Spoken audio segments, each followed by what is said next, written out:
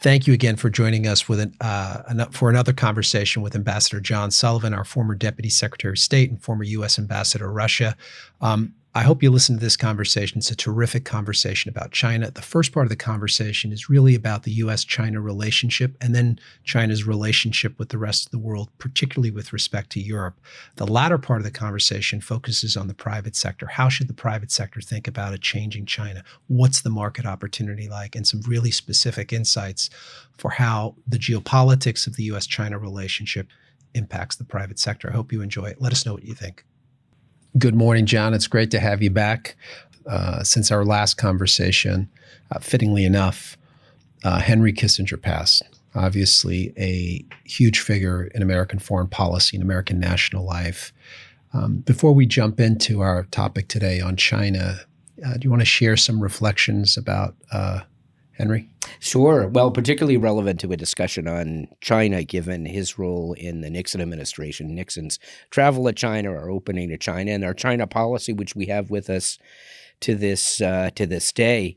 My uncle, whom we talked about in our last episode, worked directly for Kissinger when Kissinger led the peace talks in Paris to end the Vietnam War as peace with honor, as the Nixon administration said.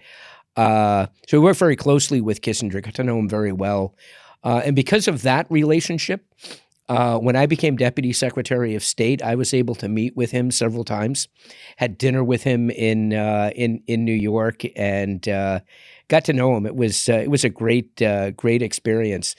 I always just respected him. I mean, obviously he was a giant in our world, but he was very generous with his time. Absolutely. And he was obviously had just an amazing amount of knowledge and experience. And he said at one point, I talked to him about, when I had dinner with him, he started with the Kennedy administration. He just started talking at me with the Kennedy administration and brought me through. By the time dessert came, we were up to the Reagan administration, and just giving me his thoughts about being, a Nelson Rockefeller advisor, and then getting involved in the campaign in '68 and being a foreign policy advisor for Nixon, and then National Security Advisor and Secretary of State. At the time, I was the Deputy Secretary of State, and we were having traditional challenges, the State Department in the interagency, and particularly with the NSC. So I asked him about that, and he said with no sense of irony, he wasn't really trying to be funny, and he was talking about the relationship between the National Security Council and the State Department, and he said with no sense of irony, I thought it worked best when I was National Security Advisor and Secretary of State. And I said, yeah, I bet it did work better than from your perspective. I'm surprised he felt that way. I think he would have preferred to keep both roles, or keep General Scowcroft out of his business. Although I think they had a good working relationship in the Ford administration. So, an amazing figure in U.S. foreign policy, in American life generally. He became a cultural phenomenon. It was extraordinary. I mean, he kind of was the first that I can certainly remember of a former senior government official who served in an advisory role, not a politician, but an advisor to achieve celebrity status, a kind of a remarkable achievement that I think he uniquely accomplished. Right. But if he were looking back, that's probably a good segue again into our topic today about China and about the U.S.-China relationship and China more broadly. So last week, President Biden met with Xi Jinping at the APEC meeting, the Asia Pacific Economic Cooperation Forum meeting in San Francisco for a couple of hours. It was a meeting that was widely covered by the media, obviously quite important, just given the paucity of communications between the United States and China, the tension, et cetera.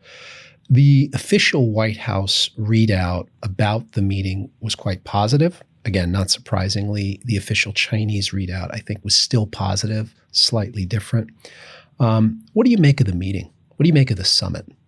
as a reflection of where the U.S.-China relationship is at today? So I've been involved in a lot of meetings like that APEC meeting last week, where the most significant aspect of the meeting was that the parties were talking. And all of the diplomats involved say what an important thing that is. Yes, it is important that we talk with China both at the leadership level, for CHODs, for chiefs of defense, minister of defense to secretary of defense, foreign minister, secretary of state. It is important for those dialogues to continue. They were stopped for a fair amount of time.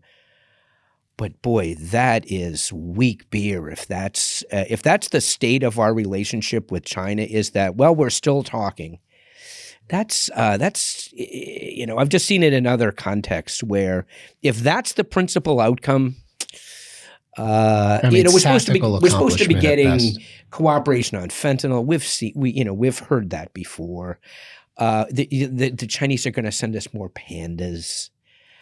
I don't see a lot of substance there. I was struck as I read the official statements, which again, I tend to agree with you that, standard fare for these large gatherings.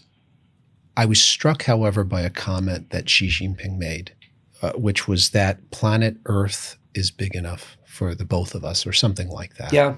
This idea, very different from the traditional Chinese approach of hide your strength and bide your time. Yeah. This, as Xi Jinping goes about serving as the general secretary and the leader of the Chinese government, have you noticed any shifts in China's approach to the United States and the world in terms of its own recognition of China's place in the world? Yeah, I would say definitely, dating it to 8 to 10 years ago. I think a shift has been underway with. Let me put it in context. We served in the Bush 43 administration, and I traveled to Beijing with then Treasury Secretary Paulson for the last round of what in the Bush 43 administration was called a strategic economic dialogue with China. This was in December of 2008. So the transition to the Obama administration was already underway. Paulson goes on his last trip to China as Secretary of the Treasury. The conversation was all about, from the Chinese side, the message that I took was how important economic growth was for them. And I mean roaring economic growth, 8, 9, 10% growth in the economy. Otherwise, and they were pretty upfront about this, otherwise unrest in China, the threat to the stability of China, they weren't willing to tolerate. So they were dependent on, and that's the conversation was all about economic growth or economic relationship. The Obama administration under Secretary Clinton took more of the China portfolio traditionally back to the State Department, and the dialogue became the strategic and economic dialogue. But there was a shift as well, and it starts with Xi assuming the position of General Secretary, but his focus has been much more on what we would call in the United States national security, hard power. He has been on, and I saw this with Vladimir Putin as well in Russia, over the same time period, strengthening their respective militaries, strengthening and steeling their countries for the conflicts ahead, with imperial ambitions. For Putin, it's Ukraine. For Xi, it's Taiwan. And making the pledge to his people that he will restore Chinese greatness. He will restore Taiwan, and they're going to be strong enough, not just economically, but militarily to do it. And, final point, willing to sacrifice some economic success for the extra benefits they can get for their harder power that they're now willing to exercise. I was struck by exactly that point in last year's 20th Party Congress in the report that Xi delivered to the CCP. I mean, the report was lengthy, and there was obviously lots of the communist sort of sloganeering, but fundamentally, it was a report directed at the party to steel itself Yes. for a world that was more dangerous to China, and characterizing the world as filled with external threats that the Chinese nation needed to be able to withstand. And so,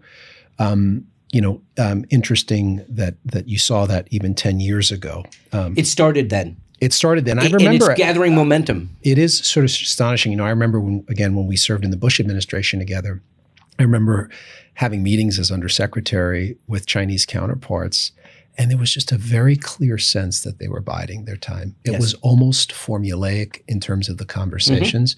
And there was a kind of a sense that they felt that history was on their side. Yeah. And clearly they have continued to pursue that path. And I just conclude by saying, and the threats that they talk about, that Xi talks about, and I draw a comparison.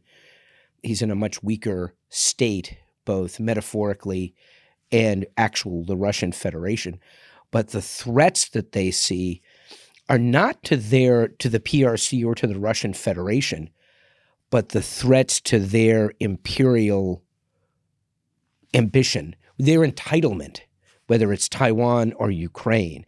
That's the threat. That it's not, Putin didn't think that NATO was going to invade the Russian Federation as its borders now exist after the fall of the Soviet Union. The threat was that we weren't going to let him just gobble Ukraine. Similarly with Taiwan, the threat is that the United States and its partners and allies will not let China flourish first in the Western Pacific, Western from our perspective, the Western Pacific, and then broader across the globe. It's the role that it has earned, that it deserves in the world. That's what's being threatened. Not that there's actually going to be something that happens to the PRC. When we talk of threats, at least when you and I talk of threats, national security experts here talk of threats, we're often focused on, September 11th and, the Twin Towers falling, actual physical threats to the United States. That's not the threats that these leaders are talking about. It's the equivalent of our having an ambition to absorb all the island nations in the Caribbean, and let's add Venezuela to boot. And the global hostile reaction to that, and calling that a threat, and that's why we have to increase our defense budget and steel ourselves for the campaign ahead. To it's almost like the old manifest destiny of the 19th century in the United States. I want to talk a little bit, just picking up on that point about the Indo-Pacific and that that part of the world. For 500 years, China had an economic history where it was, in an economic sense, sort of the regional hegemon. All right, this is before the century of humiliation, as the Chinese describe it. And they're trying to resurrect that role. They have largely achieved it in terms of economics in that part of the world. But what do you make of, the U.S. has done, I think, fairly well in terms of its military strategy in the Indo-PACOM AOR. I think it can and should do more, but it's improved that sort of leg of the stool. I think the same is, more or less true diplomatically. I think we can do more. We've certainly taken some important steps with our allies, including especially Japan and Australia. But the economic piece of the strategy, that third leg of the stool, seems to be completely absent. Certainly since we pulled out as a country of the Trans-Pacific Partnership. What do you make of the significance of, A, do you agree we don't have an economic strategy in that part of the world? And B, if you agree, what do you make of that? So I agree. I don't think we have an effective economic strategy in that part of the world. And in fact, going back to some of the points we were just talking about, the strength that the PRC has, that Xi has, is its economic, the economic colossus that the PRC has become, the dependence on countries all over the world, not just in the Pacific, on China and its economy. What's happening now is my view is if Xi stayed focused on that and continued to eat the U.S. government's lunch on economic strategy, particularly in, from our perspective, the Western Pacific, that would be a much more effective strategy to counter the United States than the militarization that Xi is engaged in, because that, in turn, is alienating, its traditional enemy over the centuries, Japan. The substantial change we've seen in Japan with the revision to its constitution, its defense budget, the increases in its self-defense forces, perhaps exporting weapons for the first time or weapon systems for the first time, cooperation between South Korea and Japan. Which is astonishing. Astonishing, which I, as Deputy Secretary of State for years, I was banging my head against the wall in Seoul and Tokyo, trying to get in trilateral talks, the three of us, to be focused more cooperatively on the threat from the DPRK then. China, the PRC has done more to bring the U.S. and its allies, particularly in the Pacific, whether it's AUKUS, the Quad, India, Japan, the United States, and Australia, cooperation between South Korea and Japan. That, the United States can't take credit for that.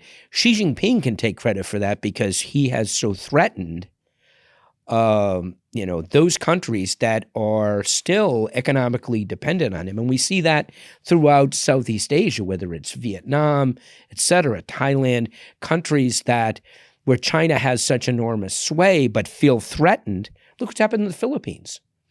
There's been a change of administration with the restoration of the Marcos regime, the son, new President Marcos, son of the former President Marcos. But the cooperation now between the United States and the Philippines is much different from 3 or 4 years ago under the prior administrations, both in Washington and Manila, whereby we are seeing a return, an increase in U.S. basing in the Philippine Islands back to the days of, Subic Naval Station, Clark Air Force Base, huge facilities that supported the United States military during the Vietnam War. So that cooperation, defense cooperation between the Philippines and the United States, I attribute to the Chinese aggression, particularly directed against the Philippines. It's interesting when you look at Xi Jinping, and certainly it's my view. There's no doubt that he's a committed communist, right? And it's related to the point you just raised, because even the way that Xi Jinping both has militarized, that has contributed to the enhancement of the military capabilities of the PLA, you look at what Xi Jinping has done to the political economy of China, essentially killing the golden goose that has, laid economic growth to China and given China the entree to try to challenge the United States. The fact that he continues to pursue a path of, politicizing the economy and sacrificing economic growth in China, even at the cost of alienating, regional countries, and even at the cost of hampering growth inside of China, all for the sake of protecting the privileged position of the CCP inside of China. That is proof positive to me that he's clearly a committed communist, right? I'd like to, again, picking up on this economics point, maybe shifting a little bit away from Asia to Europe, and China's relationship with Europe, especially through the prism of a former senior U.S. official like yourself, John. For years, Europe appeared to be on strategic holiday. It tended to focus on economic issues. It tended to sort of de-emphasize hard power and geopolitics. It's a very technocratic culture, right? And we are just in a couple of days, on Thursday, there is an EU-China summit for Beijing scheduled. We know that China has a so-called no-limits partnership with Russia. You also served as U.S. Ambassador to Russia before, during, and after the Russia invasion. From the perspective of a U.S. ambassador sitting in Moscow, how do you think, in terms of the practical impact, Russia's invasion of Ukraine and China's tacit, and in some cases not so tacit, support of Russia impacted the Europeans' own assessment of its strategic position vis-a-vis China? I realize that's a mouthful, but Yeah, I think it had a substantial and unsurprising impact. I'll use as an example my friend, the former EU ambassador to Russia, a very distinguished, very senior German diplomat. My perspective is and also my friendship with the then German ambassador to Russia. So when we talk about the EU, now the UK is no longer part of the EU. I mean, the economic heart of the EU is Germany and the German economy. The message that I was getting as ambassador before February 24th, 2022, the start of the so-called special military operation, was you Americans are crazy to be focusing on decoupling from China. That's not possible, and they're probably right about that. But there was an underlying message of, we're doing business with those guys, and we are really cleaning up there, and you're making a mistake in the Trump administration and continuing to a certain extent, less so in the Biden administration. After February 24th, big change. A recognition for what the PRC is and about. I remember, I'll go back to when I was deputy secretary. Just give you an example of G7 foreign ministers meeting that I attended in Secretary Pompeo's place. This would have been in 2019, probably in the summer. And we were, at several points we were talking about the PRC. The G7 includes the EU, even though it's not a country and isn't one of the seven, but EU is represented. And I was talking about the PRC, and it came up in a couple of contexts. Well, one principal context, this is years ago, about Huawei, Chinese role in technology networks, 5G networks, and so forth.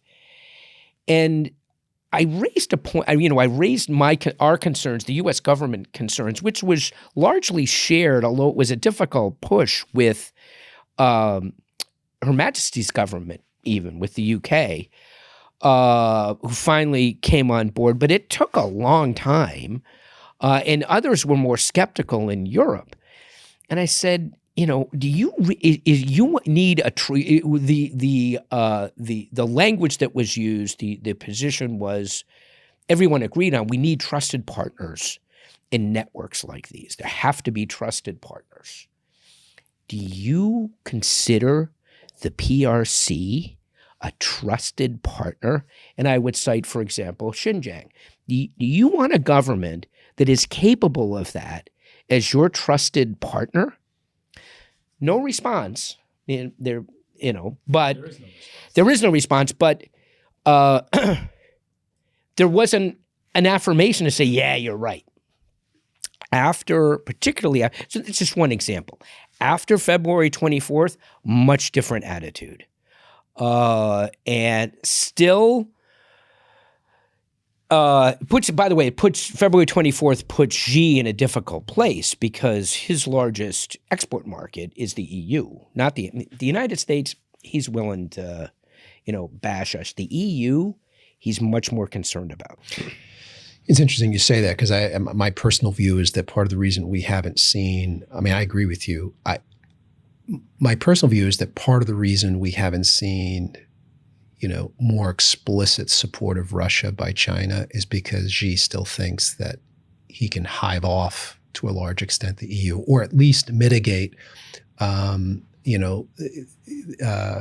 most acute reactions from Europe. The difficulties for him are, I think that's absolutely right, but the difficulty for him is particularly in the countries that that the PRC was cultivating in Eastern Europe, for example, for those countries, unlike, unfortunately, the United States, or at least some in the United States, those are the countries, of all the countries in the world, those are the ones that are most opposed to the Russian aggressive war in Ukraine.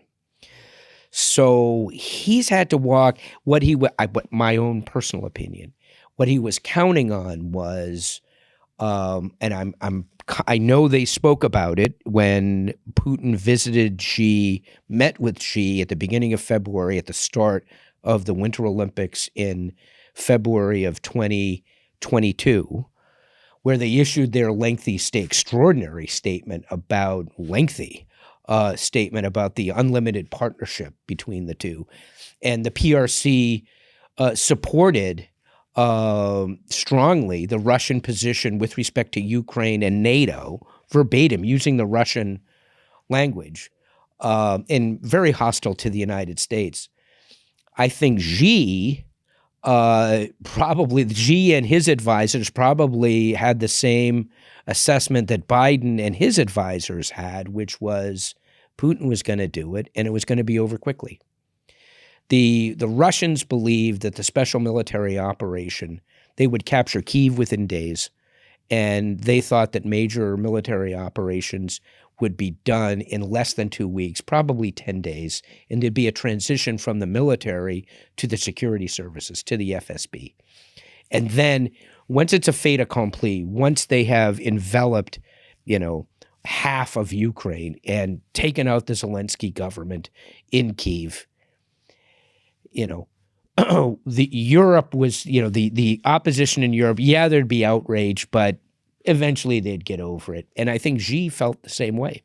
So the fact that this war has lingered into a stalemate is put Xi in a difficult position.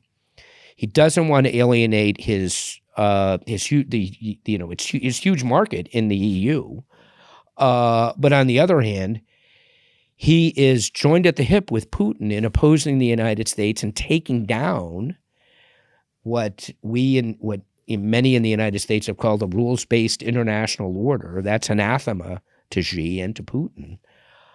So it puts him in a difficult position, and I think he has the strength, the economic strength, to pull off the balancing act that he's done, whereby they're providing enormous economic support to the Russians, buying Russian oil and gas.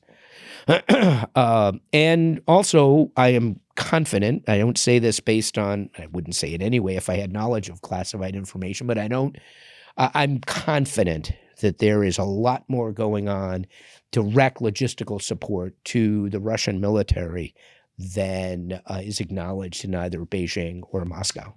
And do you think, just getting back to maybe the core question, obviously there was a shift for all of those reasons, post Russia's invasion of Ukraine.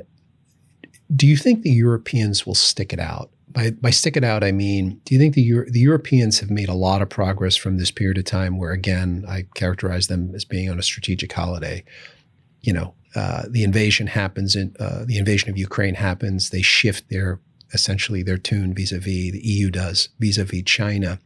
Do you think that's durable? I mean, Ursula von der Leyen, President von der Leyen, we hosted her at the Hudson Institute several weeks ago. And she was very forthright, very strong. But in some respects, she represents, I think, one of the bookends of European debate, vis-a-vis Russia, vis-a-vis China. So the question is, will the EU move, and the member states of the EU, I should say, move towards President von der Leyen's position, or do you think it's more likely that they'll sort of kind of muddle through, get incrementally stronger, but there's not going to be real movement? Yeah, probably the latter. I find it difficult to believe that the French, the Italians are really going to be as strong as they could be in opposing the threats, both economic and security threats from Beijing. So I'm skeptical. John, in recent years, we've seen, just by virtue of the intensity of the competition between the United States and China, the changing security profile of the United States, the importance of really all of the instruments of national power that we have, you've seen really an intensification of the use of economic statecraft by the United States as part of this broader addressing this broader challenge. So what does that look like? That looks like an empowered and better resourced, better configured CFIUS. We have an outbound investment clearance regime, which has not been finally released, but is in the process of being released. We have greater export controls. The Europeans are doing some similar things. The question is, when we think about our economic statecraft, is it working vis-a-vis China? Well, you probably saw the Secretary of Commerce within the last couple of days has announced a major initiative to increase funding for Rethink, Reorganize, your former national security agency, the Bureau of Industry and Security, to keep pace with, to make it relevant in all that's necessary for the United States to maintain control over those areas where we need to maintain control over high-end semiconductor chips, AI, and so forth, but not inhibit economic competition and growth in those areas where we should be competing with the Chinese. What's happened? What I've observed is, and I come back to a comparison with the Russians. Neither Moscow nor Beijing likes competition. They like control, they like to win, but they don't want to compete, whether it's the Russians compete politically for hearts and minds in Eastern Europe and Ukraine. They say they want competition, the Russian civilization versus the corrupt West, but they don't want to risk actually putting that to a vote politically. Similarly, the Chinese want economic competition, fair fight economically, but they engage in massive industrial espionage, among other things, to gain an advantage over the United States and our leading companies. So we want competition. We thrive on it. That's part of our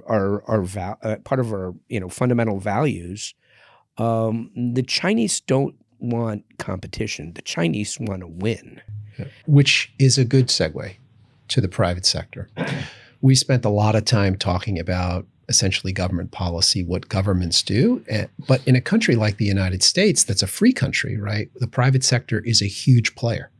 And the government policy can shape the sort of left and right limits of what the private sector does. But there are lots of things that the private sector does that, frankly, the government has no control over in most cases, or maybe not a lot of insight to in any event.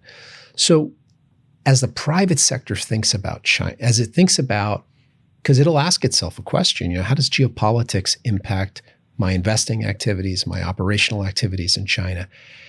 Maybe just some words, thoughts for helping private sector leaders think about where China is at this particular moment in time, where it's likely to be, and how to assess the market opportunity inside of China, because it is still a talking point, maybe not in the same way it was a few years ago, that you have to be in China. Yeah. What do you say to that? Yeah, well, I wouldn't disagree with that. The problem is, and I'll focus on one area, and it's not just because you and I are lawyers. If I'm a business person, if I have a business and I'm doing business in the United States or I'm doing business in Germany or in other markets, one of the things I depend on is the rule of law and a judicial system that if my rights are impaired, if my contract is breached, that I have redress somewhere, even if it's arbitration in London, that I'm going to have legal. There is no legal redress in the PRC. The PRC, and we talked about this at the start, it's the People's Republic, emphasis on People's Republic of China. It is a communist state, and that means that the Communist Party is in the vanguard. I mean, it's old-fashioned socialist language. There can't be an independent judiciary. Nothing can be independent of the party. The party controls everything, which means in today's China, she controls everything. Imagine if Biden controlled everything, including the courts. You know, we're sort of running out of time here, but I do want to touch upon one final thing because I think that's the essential point. Everything is answerable to the party. There is no independent judiciary in China. Courts ultimately answer to the party, just like everything else. Last spring, there were a number of high-profile raids, investigations, fines levied against non-Chinese firms like the Minsk Group, I think Bain and Company. There were others, mostly firms that were in the due diligence space doing work inside of China. Subsequent to that, the U.S. State Department issued a travel advisory essentially recommending against travel by U.S. persons to mainland China and to a lesser degree to Hong Kong. Any insight into that? I mean, I know you weren't in government, obviously, at the time, but you know, one of the questions that I have gotten is, is this a sort of perfunctory statement of the State Department issuing a travel warning like that? What do you make of it? You know, this isn't, I'm not a hammer who views every problem as a Russian nail, but I think about my experience in Russia and the parallels. So, you quite rightly mentioned the investigations, the raids in this spring of consulting firms, advisory firms that are engaged in due diligence, market intelligence, but there isn't such a thing in the PRC. That's information, and the party controls everything, including information. If you're looking for information, they'll give you what they want you to have. If you're going about through other means, gathering information about state-owned enterprises or other matters that the party doesn't like, you're trying to get information that is controlled, and therefore you're subject to arrest and prosecution. In Russia, it's the same thing. But it's not focused on the economy because people aren't really, you know, doing economic due diligence in Russia. But there are investigative reporters who are looking into political, human rights issues. Evan Gershkovich for the Wall Street Journal. If you are doing investigations on politics or human rights in Russia, the economy or state enterprises in China, you are going after information and the state controls that information. And if they think you're doing something that you're going to get access to information that they don't want you to have, you'll be arrested. Not only arrested, but sent to a labor camp for 20 years if you're, if you're in Russia. And in China, they disguise it. They wrap it in the language of the Communist Party. So what I learned in China years ago is when, for example, an official is arrested for corruption, the system works in the following way. The party decides, is Comrade X corrupt, doing something we don't like? If so, Comrade X is no longer comrade, is no longer referred to in party terms, is no longer a member of the party, is detained, and is turned over then to the prosecutors to actually implement punishment, paper a conviction, send him to prison, or execute him. The party decides. On that note, John, I want to thank you very much. My pleasure. For your time and your insight. It was great to see you Good again. to see you, Mario. Thank you. Thanks. Thank you again for joining me with my conversation with Ambassador John Sullivan. If you like the topic or you want to learn more about the U.S.-China relationship, about what's happening in China, I encourage you to see some of the other resources that are being worked on by my colleagues at Hudson, like Miles Yu, Tom Dusterberg, Walter Russell Mead, and Ken Weinstein. We're going to put links in the show notes, and I hope you'll visit those resources. Thank you again.